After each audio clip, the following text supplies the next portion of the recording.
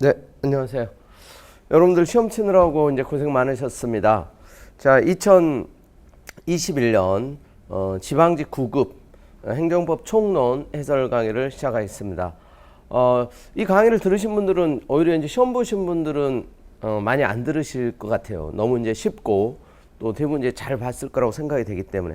물론 이제 시험 치신 분들 중에서도 다음 시험을 대비하고 또 이제 연습 삼아 우리 이제 시험 치러 간 수험생들도 계시죠. 객관적으로는 이제 총평을 말씀드리자면 2021년 지방직 9급 행정법 총론 매우 쉬웠다. 좀 많이 쉬웠다 이렇게 말씀드릴 수 있어요. 이제 공부 좀 이제 하신 분들, 그러니까 항상 이제 기준은 우리 합격권에 이제 근접한 이제 그런 시험의 난이도 이제 또 객관적인 이런 부분들을 이제 그분들에 맞춰 가지고 이제 항상 말씀드리는 거예요. 초보자들에게는 항상 쉬워요. 항상 어려워요.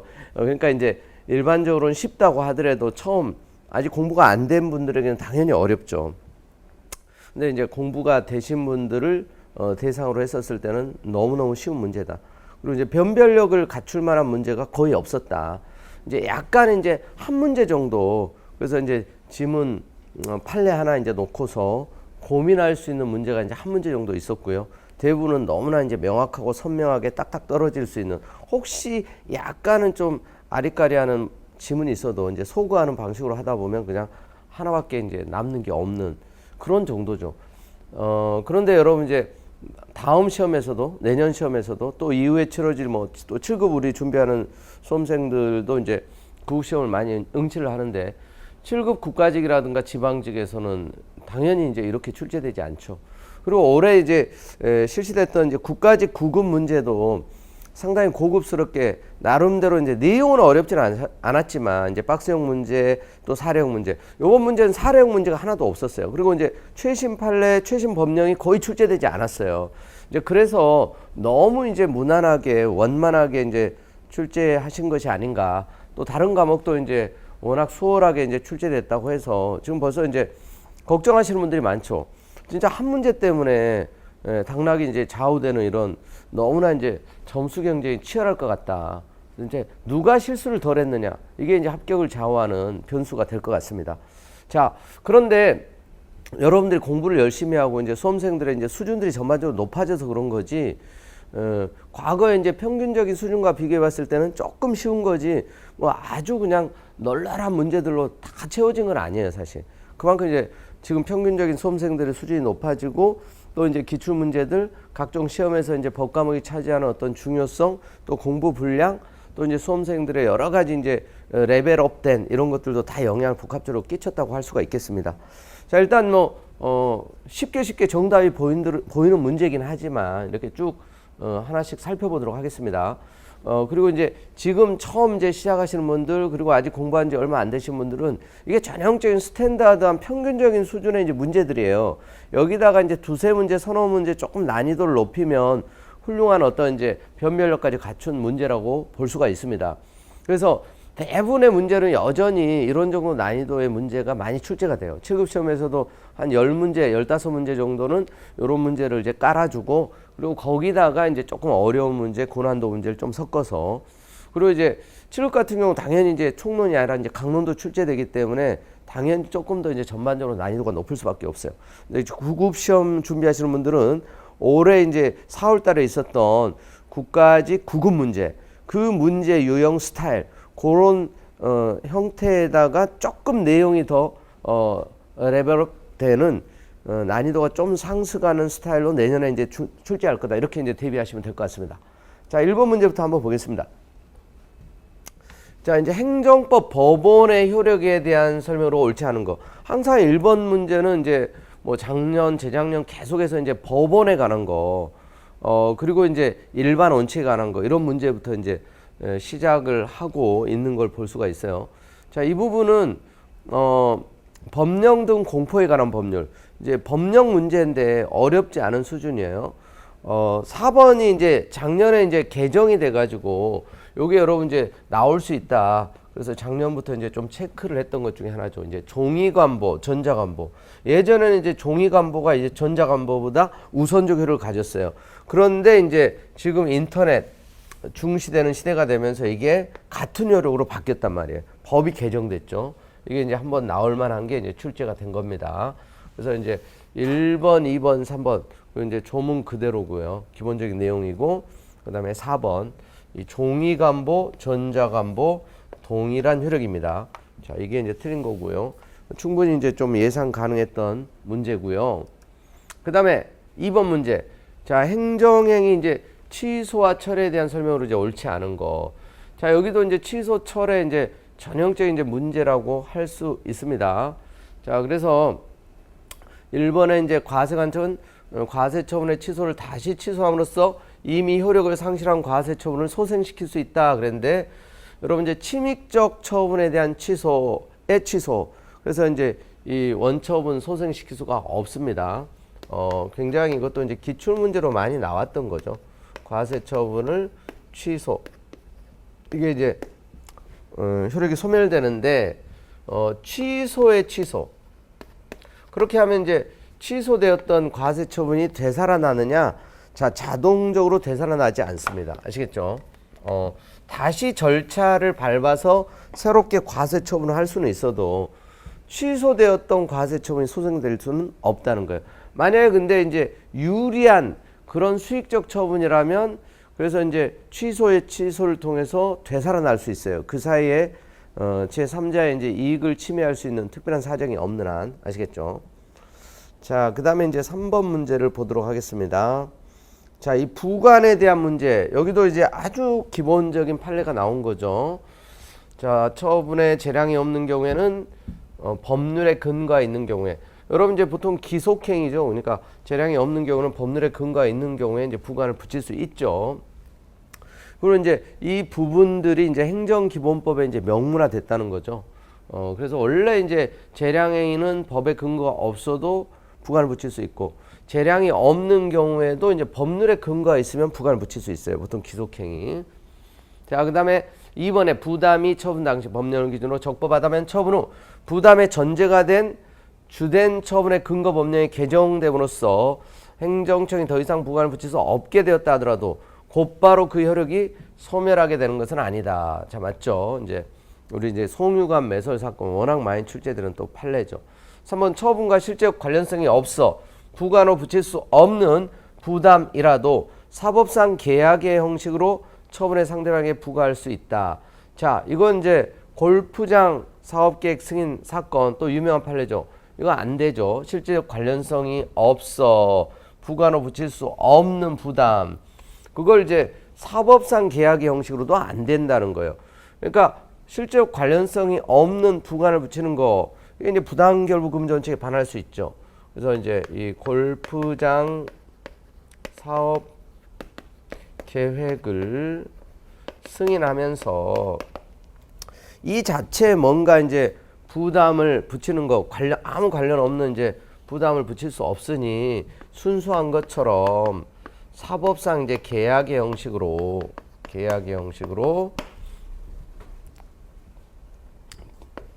기부를 하도록 지자체가 할 수 있느냐 이것도 안 된다는 거죠. 당연 무효라는 거예요. 아시겠죠? 부관으로 붙일 수 없는 그런 부담이라도 사법상 계약의 형식으로 이제 부과할 수 있느냐 안 된다는 거예요. 이게 결국 이제 부당결부금지 원칙의 취지를 몰각시킬 수 있는 이게 이제 꼼수를 부리는 건데 이것도 안 된다는 거예요. 결국 이 골프장 사업계획 승인 이것 때문인데 이게 아니고 정말 말 그대로 순수하게 뭐 지자체에다가 독지가가 뭐 기부하고 이런 부분들이 이제 가능할 수 있지만 골프장 사업계획 승인 때문에 결국 이런 사업상 계약의 형식으로 이제 증여를 하도록 기부를 하도록 하는 건데 이것도 안 된다는 거예요. 자, 여기도 이제 어렵지 않게 이제 계속 기출됐던 전형적인 문제예요. 자, 그다음에 이제 이 공법상 계약에 관한 문제입니다. 이제 공법상 계약이 이제 행정기본법에 또 이제 명문화됐죠. 여기도 뭐 너무나 이제 쉬운 그런 전형적인 지문들이 다 출제됐던 특히 이제 공중보건사 채용계약 공법상 계약이고 이 해지 의사 표시에 대해서 이 당사소송으로 다툽니다. 그다음 공법상 계약에 법률 유보 원칙은 적용되지 않지만 법률 우위 원칙은 적용되죠. 자, 3번 계약직 공무원 채용계약 해지 의사 표시는 항고송 대상자들은 처분 등의 성격을 가진 것으로 행정처분같이 행정절차법에 의하여 근거와 이유를 제시해야 한다. 이게 이제 틀린 거죠. 여러분 공법상 계약은 행정절차법에 규정이 없습니다. 그래서 공법상 계약, 이 계약직 공무원 채용계약 해지 의사표시, 이게 이제 항고송 대상자들은 처분의 어떤 성격을 가지는 거 아니고요. 예, 그래서 이제 이런 처분에 관한 절차법의 근거와 이유를 제시해야 되는 것도 아니다. 자, 그래서 3번이 이제 틀린 지문이 되겠고요. 자, 그 다음에 이제 또 5번 문제를 보겠습니다. 신뢰본칙에 대한 설명으로 이제 옳은 것, 옳지 않은 것, 바르게 연결한 것은, 자, 그럼 이제 이 신뢰본칙에 대한 또 이제 전형적인 어떤 지문들이에요. 가번에 행정청이 공적인 의사표명을 했다면 이후 사실적, 법률적 상태 변경이 있더라도 행정청이 이를 취소하지 않는 한 여전히 공적 의사표명은 유효하다 그랬는데, 여러분 이제 의사표명 이후에 사실적, 법률적 상태가 변경되면 별도로 취소하지 않더라도 효력이 소멸된다는 거예요. 그래서 여전히 의사표명 유효하다. 그래서 틀린 거고. 그 다음에 나번 재량권 행사 준칙인 행정규칙의 공표만으로 상대방은 보호가치 있는 신뢰를 갖게 되었다고 볼 수 있다. 자, 여러분 이제 재량권 행사 준칙, 즉 재량 준칙이죠. 행정규칙 공표만으로 상대방의 보호가치 있는 신뢰를 갖게 되었다고 볼 수 없어요. 그러니까 행정규칙은 대외적 구속력이 없습니다. 근데 이게 되풀이 반복 시행됨으로써 재량 준칙인 이제 행정규칙이 공표되는 것만 가지고 어떤 대외적 구속력, 보호가치 있는 신뢰가 인정될 수는 없는 거고요. 이게 되풀이 반복돼야 돼요. 되풀이 반복됨으로써 이제 신뢰본칙 또는 이제 평등의 원칙을 매개로 해서 이제 자기 구속을 가지게 되고, 그때 이제 대외적 이런 이제 구속력, 이게 이제 인정될 수 있는 거예요. 그러니까 이제 이 단계 공표된 것만 가지고는 대외적 구속력 어떤 신뢰가 인정된다고 볼 수 없다. 만약에 공표된 것만 가지고 대외적 구속력 신뢰가 인정된다면 행정규칙은 곧바로 법규명령이다 이런 얘기하고 같은 얘기가 되는데, 그건 이제 인정될 수가 없는 거죠. 자, 그래서 가번 나번 틀린 거고요. 그 다음에 이제 다번 라번은 맞는 거예요. 다번에 이제 행정청이 공적 견해를 표명하였는지를 판단할 때에 반드시 행정조직상의 형식적 권한 분자에 구애될 것은 아니다. 이제 보사부 장관 사건 있죠. 그래서 이제 공적 견해 표명 실질적으로 본다 이거예요. 꼭 형식적 권한 분장에 구애될 것은 아니다. 그래서 과거에 이제 보사부 장관의 농어촌 의료 취약 지역에 의료기관 개설하면 5년 동안 비과세하겠다는 그런 이제 공적 견해 표명으로 봤던 사건이죠. 그다음에 라번 신뢰본칙 위반은 국가배상법상의 위법 개념을 충족시킨다. 그죠? 국가배상 청구권의 성립 요건은 공무원의 직무상 불법행위. 근데 이제 그 불법행위라고 하는 게 이제 고의 또는 과실로 위법한 행위, 법령 위반을 했을 때, 그 국가배상법에서 법령 위반은 이 신뢰보호, 권리남용, 이 신의성실의 원칙, 이런 일반 원칙까지 포함하는 넓은 의미로 봐요. 꼭 성문법, 불문법뿐만 아니라 일반 원칙까지 포함되는 개념이라는 거. 그래서 답은 라번은 옳은 지문이 되겠습니다. 자, 그 다음에 6번 문제를 보십니다. 행정행위 효력에 대한 설명으로 이제 옳지 않은 거.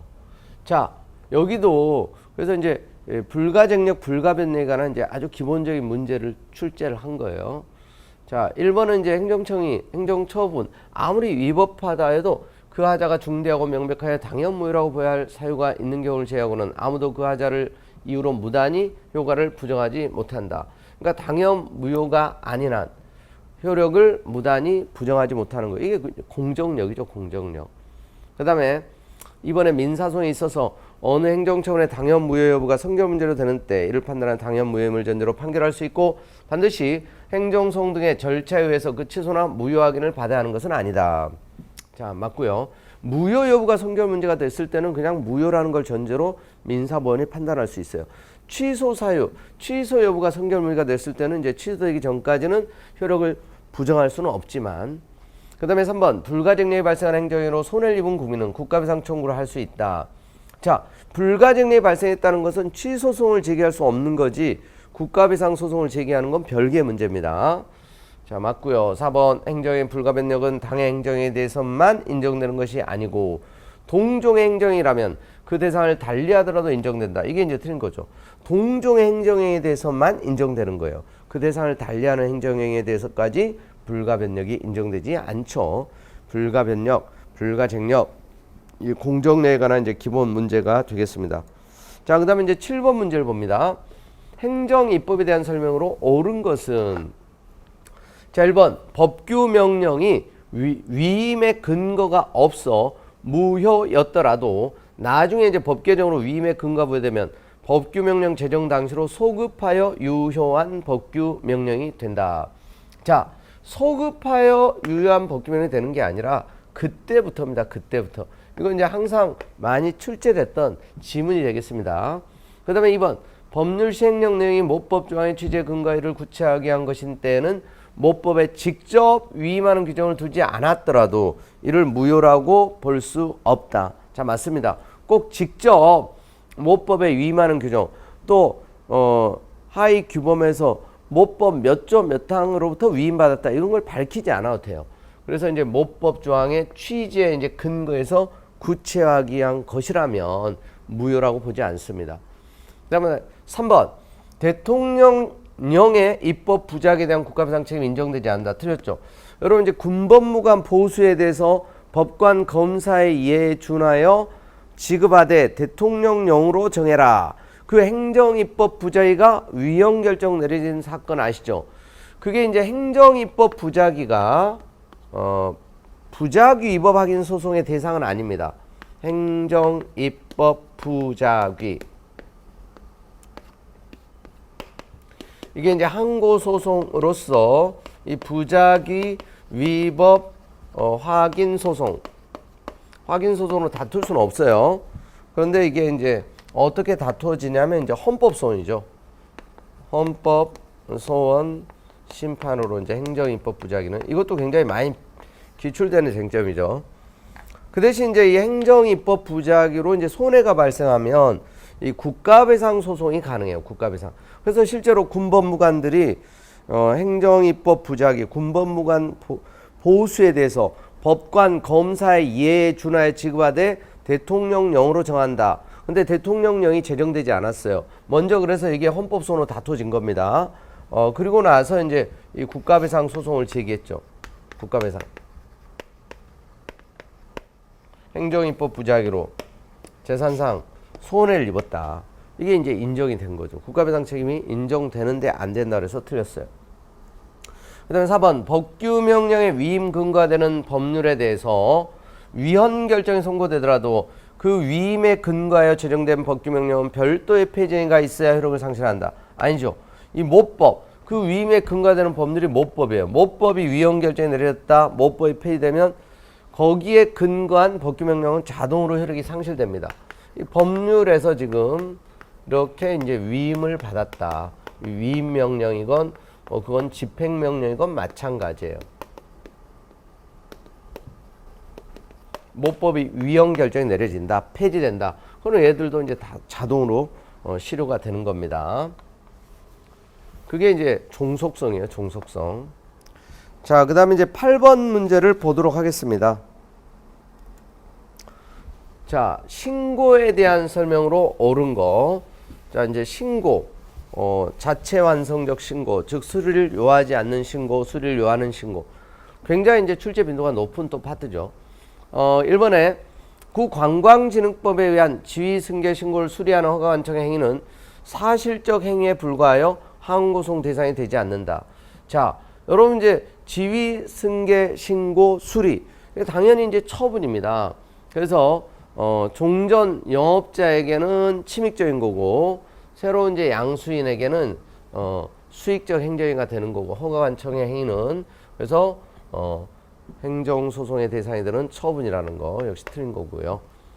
그 다음에 2번 정보통신 매체를 이용하여 학습비를 받고 불특정 다수에게 원격 평생교육을 실시하기 위해 평생교육법에서 정한 자, 형식적 요건을 모두 갖추어 신고한 경우 행정처는 신고 대상이 된 교육이나 학습이 공익적 기준에 적합하지 않는다는 등의 실체적 사유를 들어 신고 수리를 거부할 수 없다. 그런데 자, 이게 이제 옳은 지문이죠. 그래서 형식적 요건을 갖춰서 적반 신고를 했다면 실체적 사유를 들어 수리를 거부할 수 없습니다. 그다음에 3번 건축법에 의한 인허가 의제 효과를 수반하는 건축신고 딱 이렇게 나오면 뭐예요? 수리를 요하는 신고죠. 건축을 하고자 하는 자가 적부한 요건을 갖춘 신고만 하면 건축할 수 있고 행정청 수리 등의 별단의 조치를 기다릴 필요가 없다 그랬는데 수리를 요하는 신고입니다. 그리고 인허가 의제 효과를 수반하는 건축신고는 이 건축주 명의 변경 신고와 달리 똑같은 수리를 요하는 신고지만 실체적 요건 심사도 할 수 있는 이제 신고죠 이건. 근데 이제 건축주 명의 변경 신고는 형식적 요건을 갖추면 또 역시 수리해야 되는 신고예요. 그러니까 여러분 수리를 요하는 신고라도 약간의 이제 차이가 있습니다. 아시겠죠? 주민등록 신고 대표적인 또 수리를 요하는 신고죠. 행정처에 도달하기만 하면 신고로서 효력이 발생한다. 수리가 있어야 신고 효력이 발생합니다. 자, 2번이 맞고 나머지가 틀린 지문이 되겠습니다. 자, 그 다음에 이제 9번 문제. 자, 행정 절차에 대한 설명으로 옳은 것은 1번 국가공무원상 직위해제 처분은 공무원의 인사상 불이익을 주는 처분이므로 행정 절차상 사전 통지, 의견 청취 절차를 거쳐야 한다. 근데 자, 직위해제 처분은 사전 통지, 의견 절차를 거치지 않아도 되는 대표적인 이제 처분이에요. 그래서 이제 성질상 절차를 거치지 않아도 되는 대표적인 경우 또 행정 절차에 준하는 이제 절차를 다 거치기 때문에 그렇습니다. 너무너무 이것도 많이 나왔던 거죠. 그 다음에 2번 처분 당시 당사자가 어떠한 근거와 이유로 처분이 이루어진 것인지 충분히 알 수 있어서 그에 불복하여 행정구제 절차로 나아가는데 별다른 지장이 없었던 것으로 인정되는 경우에도 처분서의 처분의 근거와 이유가 구체적으로 명시되어 있지 않았다면 그 처분은 위법하다 그랬는데 자 이거는 이제 처분의 근거 이유로 처분이 이루어진 것이 충분히 알 수 있어서 불복하여 구제 절차로 나아가는데 별다른 지장이 없었던 이런 경우에는 구체적으로 이제 근거와 이유가 명시되지 않아도 이건 적법하다고 봐요. 그 다음에 3번 자 세액 산출 근거가 기재되지 아니한 납세고의서에 의한 부과처분은 그 후 부과된 세금을 자 자진 납부하였다거나 또는 조세채권 소멸시효 기간이 만료하였다 하여 하자가 치유되는 것이라고는 할 수 없다 그랬는데 자 여러분 이건 이 세액 산출 근거가 기재되지 아니한 이 부과처분은 강행법규에 이제 위반되는 이제 처분이기 때문에 이건 그 이후에 뭐 자진 납부했다거나 또는 소멸시효 기간이 만료됐다고 해서 하자가 치유되는 것이 아니라는 게 판례 입장이에요. 아시겠죠? 그러니까 이게 이제 옳은 지문이죠. 그러니까 치유되는 것이라 할 수 없다. 자, 그 다음에 4번 당사자 등은 청문조서 내용을 열람 확인할 수 있을 뿐 그 청문조서에 이의가 있더라도 정정을 요구할 수 없다는데 자 이의가 있을 때 정정 요구할 수 있습니다. 이건 이제 절차법의 내용입니다. 그러니까 이제 절차법 여러분 질서위반행위제법 늘 나오는 법령이에요. 늘 나오는 법령. 이런 분들은 이제 계속 조문을 열심히 보셔야 된다 그랬어요. 역시 이제 어렵지 않게 또 골라낼 수 있는 수준이고요. 이것도. 자, 그 다음에 이제 10번 문제를 봅니다. 자, 공공기관의 정보공개라는 법률상 이제 정보공개에 대한 설명으로 이제 옳지 않은 것 그랬는데 역시 이제 뭐 1번 실비범에서 이제 청구인이 부담한다는 거고 또 이제 2번에 공공기관은 공개 청구된 정보가 공공기관이 보유 관리하지 아니하는 정보인 경우로서 민원 처리에 관한 법률에 따라 민원으로 처리할 수 있는 경우에는 민원으로 처리할 수 있고요. 또 3번 청구인이 공공기관에 대해서 정보공개를 청구했다가 자 거부 처분을 받은 것 자체가 법률상 이익에 침해당한다. 자 맞죠? 거부 처분 자체로 무슨 추가적인 이익의 침해가 있어야 되는 게 아니에요. 자 4번 오로지 공공기관의 담당 공무원을 괴롭힐 목적으로 그러니까 오로지 괴롭힐 목적이에요. 오로지 괴롭힐 목적으로 정보공개를 하는 경우에도 정보공개 청구권 행사는 허용돼야 한다 그랬는데 이런 경우까지 정보공개 청구권 행사가 허용돼야 되는 건 아니라는 거예요. 아시겠죠? 자, 그래서 4번이 이제 틀린 거고. 자, 그 다음에 이제 11번 문제를 봅니다. 자, 역시 이행강제금. 최근에 빠지지 않고 나오는데 대집행 이행강제금. 뭐 세트죠, 세트. 자, 옳지 않은 거. 자, 1번 이행강제금은 대체적 자기의무 위반에 대해서도 부과될 수 있고요. 대책, 비대책 자기용 위반에 대해서 다 가능합니다. 자, 2번 이미 사망한 사람에게 건축부상 이행강제 부과하는 내용 처분 결정 당연 무효이죠. 그리고 이제 이건 일신 전속적이고 승계되지 않는다. 그게 이제 국가직도 9급에 나왔던 거죠. 그 다음에 3번 부동산 실권리자 명의 등기에 관한 법률상 장기 미등기자가 이행강제 부과 전에 등기 신청 의무를 이행하였더라도 동법에 규정된 기간이 지나서 등기 신청 의무를 이행하였다면 이행강제금을 부과할 수 있다. 자, 이게 틀린 거죠. 여러분 이제 이행강제의 기본적인 성격, 물론 이제 독점 규제 및 공정거래에 관한 법률에 따른 이행강제금 사건에서는 어떤 제재적 성격을 인정한 것도 있어요. 근데 기본적으로는 간접적 심적 압박을 통해서 이제 강제 집행하기 위한 수단이기 때문에, 그래서 이제 이행을 했다면 기간이 지나서 이제 이런 이행을 했다 하더라도 이행강제금을 부과할 수 없다는 게 이제 기본적인 판례예요. 건축부상 이행강제금도 그렇고 부동산 실명법상 이행강제금도 그렇고. 그래서 이제 이 기간이 지나서 이행을 했다면 이행강제금 부과할 수 없다는 거예요. 이게 이제 틀린 거고. 자, 그 다음에 이제 4번에 건축상 위법 건축물에 대한 이행강제 수단으로 대집행과 이행강제금이 인정되고 있는데, 행정청은 개별 사건에 있어서 위반 내용, 자, 위반자 시정의지 등을 감안하여 대집행과 이행강제금을 선택적으로 활용할 수 있다. 자, 맞습니다. 선택적 활용이 가능하다. 그리고 뭐 이행강제금과 처벌, 이런 분들이 또 이중처벌에 해당되는 것도 아니고요. 자, 그 다음에 이제 이 사정 판결에 대한 문제. 자, 또 많이 빈출되는 쟁점이죠. 자, 1번 사정 판결은 본안 심리 결과 원고 청구가 이유 있다고 인정됨에도 취소하는 것이, 이걸 이제 무효로 하는 것이 이렇게 바꿔서 내기도 하죠. 취소 소송에서만 된다는 거예요. 취소하는 것이 현재의 공공복리에 적합하지 아니하다고 인정하는 때 원고 청구를, 자, 각하가 아니라 기각하는 판결이죠. 기각 판결의 일종이라는 거. 자, 그 다음에 2번 사정 판결은 항고 소송 중 취소 소송 및 무효 등 확인 소송에서 인정되는 판결의 종류이다. 자, 여러분 이제 취소 소송에서만 인정된다 그랬죠. 제가 항상 이제 뭐 이 재전간 집사, 이건 이제 맨날 나온다 그랬죠. 맨날. 요번에도 또 나온 거죠. 이거 준용되냐 안 되나. 이게 이제 취소 소송의 이 제소기간,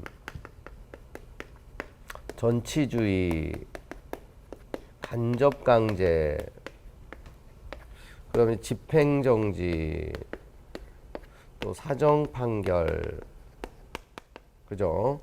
저 요게 이제 무효 등 확인 소송, 그리고 부작위, 위법 확인 소송. 요게 이제 준용되냐 안 되냐 이거죠. 취소에 있는 것들이. 무효 확인 소송의 제소기간, 전치주의, 간접강제 준용 안 돼요. 집행정지만 돼요. 집행정지. 여기서는 사정판결 안 되죠. 부작위 확인 소송은 제소기간 준용돼요. 전치주의 준용됩니다. 간접강제 준용됩니다. 자, 집행정지 처분이 없기 때문에, 이건 처분 부작위를 대상으로 다투기 때문에 집행정지 대상이 없어요. 사정판결은 다 X라는 거잖아요. 사정판결은 다 X. 오로지 뭐예요? 취소송에서만 사정판결. 너무나 이제 기본적인 거죠. 그래서 이런 부분들은 뭐 틀리기가 너무너무 어려운, 이런 부분들을 틀렸다는 것은 이제 정말 진짜 입문한 사람들, 아직 이제 소송을 공부 안 한 뭐 그런 정도이지. 근데 이 부분이, 그러니까 요번에 이제 뭐 제소기간, 국가직 우리 9급에서도 그렇고 제소에 관한 쟁점, 또 전치에 관한 쟁점, 간접강제. 요번에 이제 또 행정심판에 관한 간접강제 얘기 나왔죠. 간접강제 이제 공통적인 게 직권을 할 수 없다. 신청이 있어야 된다. 그건 소송에서도 그렇고 심판에서도 그렇고. 자, 그 다음에 이제 3번, 4번 그냥 이제 조문이에요. 아시겠죠? 그래서 이제 2번이 정답이고, 그 다음에 13번. 자, 이 질서위반행위규제법 또 조문이 이거 이제 틀린 집으로 나온 거죠. 행정벌에 대한 설명으로 옳지 않은 거. 자, 여기 보면 이제 2번은 이제 최근 판례 중에 이제 뭐 중요 판례라고 해서 이제 등장을 했네요. 이건 뭐 이제 직전에도 우리 뭐 작년부터 이제 굉장히 이제 계속 얘기했던 것 중에 하나고, 경찰서장이 이제 범칙 행위에 대해서 통고청을 한 이상 통고청원에서 정한 범칙금 납부 기간까지는 원칙적으로 경찰서장은 직결심판을 청구할 수 없고, 검사도 마찬가지. 동일한 범칙에 대해서 공소제기할 수 없다. 근데 이제 이런 부분이 있어도 이제 정답은 이제 조문에서 결정되니까. 그래서 4번 보세요. 신분에 의해서 성립하는 질서 위반 행위에 신분 없는 자가 가담한 경우, 신분 없는 자에 대해서는 질서 위반 행위가 성립하지 않는다. 여러분, 신분 없는 자가 단독으로 어떤 질서 위반 행위 범할 수는 없어요. 근데 신분 없는 자가 가담해서 신분 있는 자와 함께 질서 위반 행위가 성립할 수 있어요. 물론 그때 신분에 따른 가중 감경은 신분 있는 자에게만 적용됩니다. 그래서 신분 없는 자가 가담하여 성립할 수 있다는 거 아시겠죠? 자, 이 부분도 그래서 이제 제가 이제 강의를 할 때 이제 여러분들 이제 공무원 형법에 이제 수뢰죄 비유해서 이제 많이 말씀드렸어요.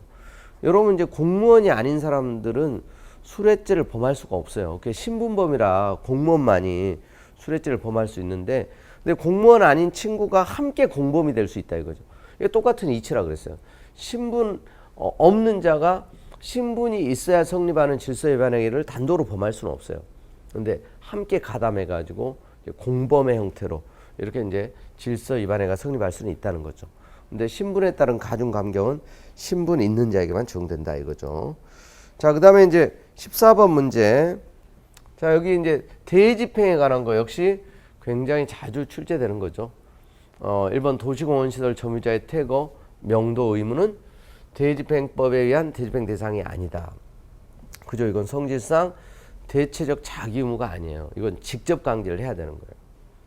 그 다음에 2번 후행처분인 대집행 비용 납부명령 취소 청구 소송에서 선행처분인 계고처분이 위법하다는 이유로 대집행 비용 납부명령 취소를 구할 수 없다 그랬는데, 이 개통실비 이건 이제 하자 승계가 되기 때문에 이게 가능하죠. 자, 그래서 이제 요게 틀린 거죠. 대집행, 이 계고, 영장, 뭐 실행, 통지, 그리고 이제 실행, 그리고 이제 비용 징수. 요게 이제 뭐 개, 통, 뭐 실, 비 해서 이제 하자 승계. 후행 처분 단계에서 비용 납부 명령이 단계에서 선행 처분인 계고 처분에 있는 하자를 가지고 다툴 수 있다 이거죠. 선행 처분인 이 계고 처분이 위법하다는 이유로 대집행 비용 납부 명령 취소를 구할 수 있습니다. 이게 되는 거죠. 이건 이제 도감 매청도 마찬가지죠.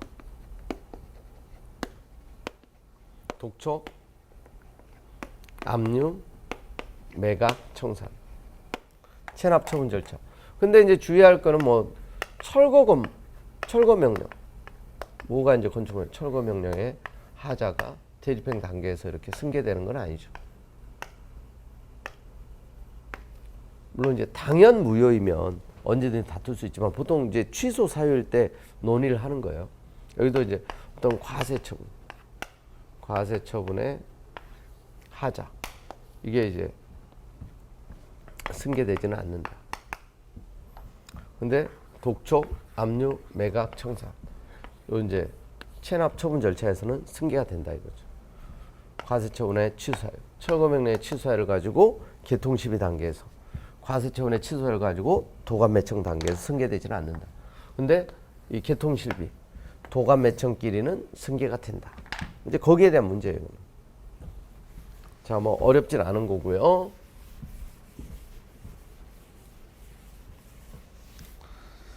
자, 그 다음에 이제 15번 문제입니다. 자, 국가배상에 대한 설명으로 이제 옳지 않은 거. 자, 여기 이제 국가배상에서 이제 용조물의 개념, 이제 제일 많이 나왔던 것 중에 하나죠. 용조물 개념.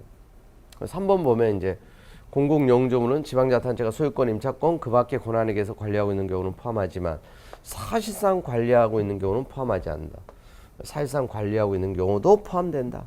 용조물 책임 중에서 제일 중요한 게 용조물 개념인데 그 중에 이제 제일 많이 나오는 것 중에 하나예요. 용조물.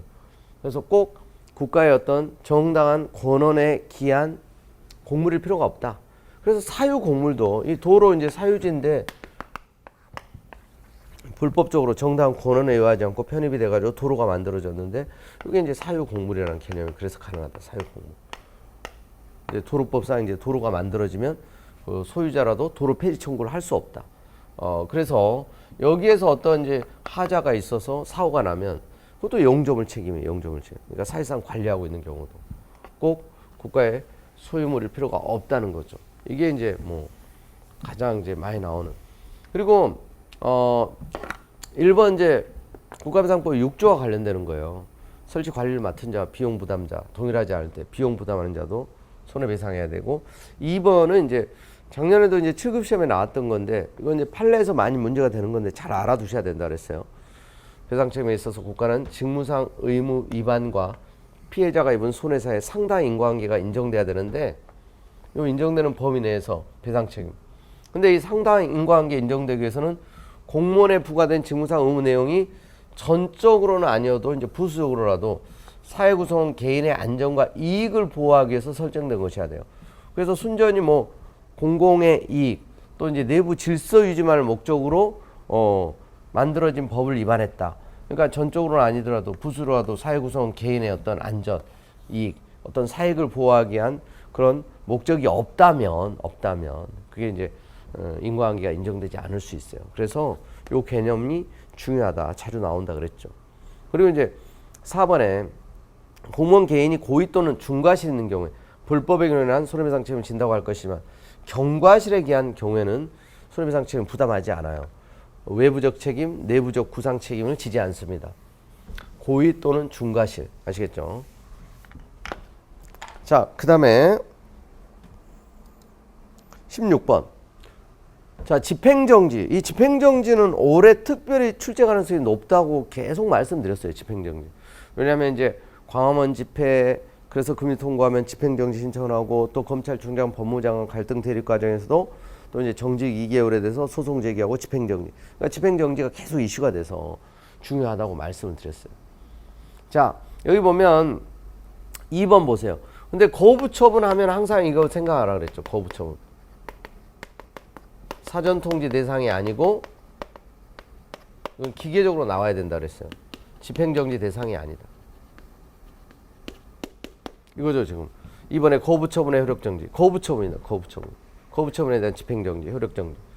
거부처분으로 인해서 신청인에 생길 손해를 방지하는 데 필요하므로 신청인에게는 그 효력정지를 구할 이익이 있다. 거부처분은 집행정지 대상이 아니다. 사전통지 대상이 아니고. 그래서 이제 교도소장 접견 신청을 했는데 거부한 사건에서 그 거부처분에 대해서 효력을 정지한다고 해서 달라지는 건 없다 이거죠. 그래서 효력정지를 구할 이익이 없다는 거예요. 아시겠죠? 자, 이게 이제 틀린 거고, 그리고 이제 뭐 소송 계속 중해야 되고, 그리고 또 이제 집행 또는 절차 속행을 정지함으로써 목적을 달성할 수 있는 경우는 허용되지 않는다. 또 본안 청구 이유 없음이 명백할 때는 집행정지 인정되지 않아요. 본안의 어떤 본안 판결의 실효성 확보를 위한 가구제, 잠정적인 권리구제 제도이기 때문에 이건 이제 명문의 규정은 없지만 본안 청구가 이유 없음이 명백하지 않을 것도 소극적 요건이다. 통설 판례가 인정하는 거죠. 자, 그 다음에 17번 문제입니다. 자, 행정심판에 대한 설명으로 이제 옳지 않은 것은 그랬어요. 자, 2번 지금 보면 행정처의 부작위에 대한 의무행 심판은 심판 총기간 규정 적용을 받지 않고 기간 적용을 받지 않는 건 맞아요. 부작위에 대한 거 이제 거부처분일 때는 이제 기간 제한에 적용을 받는 거고 사정 재결이 인정되지 아니한다. 이게 이제 틀린 거죠. 여러분 이제 사정 판결은 취소송에서만 이 사정 판결도 나왔잖아요. 이번에 문제. 사정 재결은 취소 심판. 그리고 이제 의무행 심판에서 인정돼요. 의무행 심판. 무효동 확인 심판에서는 이제 인정되지 않고. 아시겠죠? 자, 이게 이제 틀린 거고, 뭐 이제 3번도 이제 심판 청구에 대한 재결이 있으면 그 재결 같은 처분 부작위에 대해서는 다시 심판을 청구할 수 없다. 재청구 금지. 그러니까 행정 심판에 대한 재심은 인정될 수 없다는 거. 자, 나머지 이제 또 맞습니다. 자, 그 다음에 18번. 자, 18번 문제가 약간 이제 좀 까다로운 문제예요. 그나마 이제 18번 문제가. 한 문제 틀린 친구가 이 문제 틀렸어요. 그건 이제 기억번호는 확실히 알겠는데 니은번 때문에 좀 원리는 똑같은데 이 소외이익에 대한 설명으로 옳은 것만 모두 고르면 그랬는데 이 기억번 니은번이 이제 똑같은 논리로 옳은 거예요. 자, 월정순환을 받는 지방의 의원에 대한 제명 의결 취소 소송 계속 중에 의원의 임기가 만료됐어요. 그럼 KBS 사장 사건에서 마찬가지죠. 지방의원은 돌아갈 수는 없지만 그 제명 시부터 임기 만료 시까지 급여를 받을 실익이 있기 때문에 제명 의결 취소를 구할 법상 이익이 있죠. 이건 다 알아요. 이걸 모르는 친구는 거의 없을 거예요. 근데 니은번이 이제 좀 확실하게 이제 자신감을 가지고 맞추기가 좀 어려운. 니은번이 이제 뭐 이게 이제 좀 출제된 적이 없는 그런 좀 유형인데, 자, 파면 처분 취소 사실은 변론 종결 전에 금고 이상형을 선고받아 당연 퇴직된 경우에도 해당 공무는 파면 처분의 취소를 구할 이익이 있다. 이게 맞는 거예요. 자, 여러분 이제 파면 이게 똑같아요. 파면됐다. 파면 처분. 근데 이제 여기서 지금 다툰 거죠. 소송 중에 결국은 사실 변론 종결. 그러니까 파면 처분을 할 때하고 그다음에 이제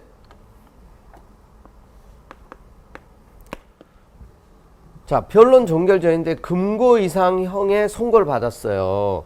그러니까 이제 당연 퇴직 사유가 발생한 거예요. 당연 퇴직. 금고 이상 형의 선고로. 그러니까 이 파면 처분 시부터 요 당연 퇴직 사유, 금고 이상 형의 선고를 받은 요 기간이 있죠, 이게. 만약에 이게 취소가 된다면 최소한 요 기간 동안은 이제 당연 퇴직 사유가 이제 유죄 확정 판결에 대해서 당연 퇴직이 되면 이때까지 급여를 또 받을 실익이 있다 이거죠. 여전히 이걸 그러니까 다툴 실익이 있다는 거예요. 소송 중에 지금 당연 퇴직 사유가 발생한 거예요. 금고 이상 형이 선고돼 가지고. 그러니까 여기도 소송 계속 중에 임기가 만료됐어요. 그러니까 어차피 지방으로 돌아가지는 못하지만 이 제명 시부터 임기, 자녀 임기 만료 시까지 요 기간 동안 이제 급여를 받을 실익이 있다 이거죠. 만약에 이게 취소가 되면 이때까지. 여기도 파면이 취소되면 여기 당연 퇴직 사유 발생한 이때까지 다툴 실익이 있다. 똑같아요, 보니까 이게. 자, 니은번이 그래서 기억 니은이 맞고. 그러니까 이거 이제 고민한 친구들은 이쪽이냐 이걸 가지고 고민하는 거지, 이쪽. 기억 니은. 디귿은 이제 확실히 틀렸으니까. 근데 이제 이쪽으로 가야 되는데. 공익근무원 소집해제 신청을 거부한 후에 원고가 계속하여 공익근무원으로 복무함에 따라 복무기간 만료를 이유로 소집해제 처분. 이런 한경우는 거부처분 취소를 구할 소외이익이 없어요. 이게 좀 잘렸는데, 소외이익이 이렇게 이제 뭐 있다. 소외이익이 있다 해가지고 나왔죠. 소외이익이. 이건 이제 소외이익이 없는 거다. 이거는 다툴 실익이 없는 거다. 어차피 소집 해제됐기 때문에. 아시겠죠? 그래서 기억 니은이 정답이다. 자, 그 다음에 19번. 자, 이 판례 입장으로 옳지 않은 거. 자, 2번 보세요. 거부처분 처분성을 인정하기 위한 전제 요건에 따른 신청권은 신청인이 그 신청에 따른 단순한 응답을 받을 권리를 넘어서 신청의 인용이라는 만족적 결과를 얻을 권리를 의미한다. 이게 틀린 거죠. 꼭 만족적 결과를 얻을 권리를 의미하는 건 아니에요. 법규상 조리상 신청권. 여기서는 그러니까 추상적으로 이제 신청권이 있으면 되는 거예요. 꼭 만족적 결과를 얻을 권리를 의미하는 건 아니에요. 역시 굉장히 많이 출제됐던 내용입니다. 자, 그래서 이제 어렵지 않은 거고요. 그 다음에 이제 마지막 이제 20번 문제죠. 요것도 이제 출제자들은 약간 뭐 난이도 있는 문제라는 생각을 가지고 출제를 했는데 뭐 그렇게 어려운 건 아니다. 옳은 것만 모두 고르면. 자, 기억보면 재결에 의해서 취소되거나 무효 또는 부존재로 확인되는 처분이 당사자 신청을 거부하는 것을 내용으로 하는 경우에 그 처분을 한 행정처분 재결의 취지에 따라 다시 이전의 신청에 대한 처분을 하여야 한다. 맞습니다. 그래서 취소. 자, 이거는 49조 여러분 2항 3항 이거 이제 직접 처분 간접 강제 연결되는 건 계속 나온다 그랬어요. 근데 또 나온 거죠.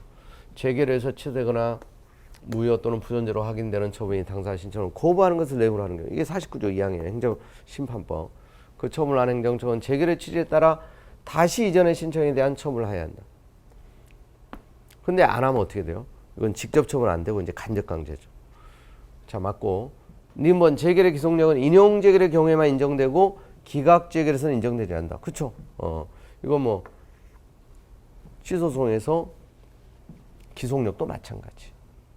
맞고. 자, 그 다음 디귿번 기속력은 재결의 주문에만 미치고 처분 등의 구체적 이유 없사에 관한 판단은 미치지 않는다. 자, 이제 기판력이 이제 판결에서 이제 기판력이 이제 주문에만 미치고 기속력은 이런 구체적 이유 없사에도 미칩니다. 기속력의 범위가 넓다. 자, 물론 이제 재결에는 기판력 자체는 인정되지 않아요. 근데 이제 보통 판결의 이제 효력 중에 이제 기판력 또 기속력 많이 나오는데 기속력의 의미는 똑같아요. 주문에만 미친다 그래서 틀린 거고. 리을번 행정심판 인용재결에 따른 행정청의 재처분 의무에도 불구하고 행정청이 인용재결에 따른 처분을 하지 아니하는 경우에 행정심판위원회는 청구인의 신청이 없어도 결정으로 일정한 배상을 하도록 명할 수 있다 그랬는데 이게 간접강제잖아요. 간접강제는 신청이 있어야 됩니다. 신청. 직권으로 안 되죠. 직권으로. 아시겠죠? 그래서 리을번이 이제 틀린 거다. 그리고 제가 이거 이제 막판에 또 이제 최종 정리 특강할 때도 이거 이제 직권이냐 신청이냐 이거 나올 수 있다 그래가지고 또 굳이 또 이런 부분들 두 문자까지 얘기해가지고 말씀드린 적 있었죠. 그게 이제 신청이 있어야 되는 거. 대표적으로 이제 간접강제라 그랬어요. 그 이제 소송법 연결해가지고 말씀드렸는데 소송법에서 간접강제나 그래서 심판법의 간접강제랑 그건 똑같다 그랬어요. 그래서 이제 기간 이걸 얘기를 했었어. 피처기간. 이거 이제 행정소송법과 관련해서. 그리고 이제 직전에 일부러 그러니까 심판법, 소송법 조문 특강을 해줬단 말이에요. 심판법, 소송법은 조문이 많이 나오니까. 이게 이제 피고 경정이에요. 피고 경정. 이제 소송법에서는 피고 경정 직권은 안 돼요. 근데 여러분 심판법에서는 청구인 경정이 신청 또는 직권으로 돼요. 이제 그런 부분들은 뭐 다 말씀드렸던 거예요. 이건 이제 소송법 관련해서 이제 얘기한 건데. 그리고 처분 변경으로 인한 소변경이에요. 이게 처분 변경으로 인한 소변경뿐만 아니라 그냥 소의 변경도 마찬가지. 소의 변경. 신청이 있어야 돼. 직권은 안 돼. 이게 이제 기록 제출 명령이에요. 기록 제출. 신청이 있어야 되고요. 요게 이제 간접강제다 이거예요. 간접강제. 직권은 안 되고 신청이 있어야 된다. 이 피처 기간이 뭐냐면 여러분 맥주 있잖아요. 피처 큰 거. 그거 이제 피처 서비스 하는데 그 신청 있는 사람들만 이 서비스 해주겠다 해가지고 이 피처 기간으로 신청이 있어야만 직권은 안 되는 거. 피처 기간. 이건 막판에 좀 우리 이제 막판에 이제 최종 특강 무료 특강 할 때 이걸 이제 굳이 말씀을 드렸던 거예요. 근데 원래 이제 심판법의 간접강제 직접 처분은 워낙 많이 나온다. 또 나올 거다. 기출문제 할 때, 실전동의 할 때 계속 말씀드렸던 거예요. 근데 여러분들 이런 부분들은 근데 제가 굳이 강조를 하지 않아도, 특별히 이제 강조를 또 하기도 했지만 늘 나오는 거예요. 늘 나오는 거. 그나마 이제 지금 조금 더 신경 써서 이제 좀 난도 있는 문제라고 낸 게 이제 뭐 20번. 그래서 여러분 근데 이런 부분들은 이제 7급 시험에서도 그렇고 앞으로 남은 시험에서도 계속 중요합니다. 아시겠죠? 자, 그래서 여러분들 시험 보느라고 너무 고생하셨고요. 실수를 누가 안 했느냐 이게 중요해요. 그러니까 여러분 이제 그래서 앞으로 남은 시험을 준비하는 분들도 전형적인 이제 기출 문제를 열심히 보는 게 핵심이다. 법 과목은 아시겠죠? 그래서 이제 7급 이제 남은 시험, 공무원 시험 이렇게 보시는 분들도 기출 문제 열심히 보시고 또 새로운 판례라든가 이런 너무 지엽적인 거에 대해서는 정말 많이 신경 쓰시면 안 돼요. 막판에 이제 제가 무료 특강하고 정리해 주는 거 이 정도만 보시면 되고 평소에 계속 전형적인 문제들 A급 위주로 보시고 그리고 법령들 중요 법령들 이제 계속 또 많이 읽으시고 그러면 이제 충분합니다. 자, 수고하셨습니다. 여러분 최종 합격할 때까지 화이팅입니다.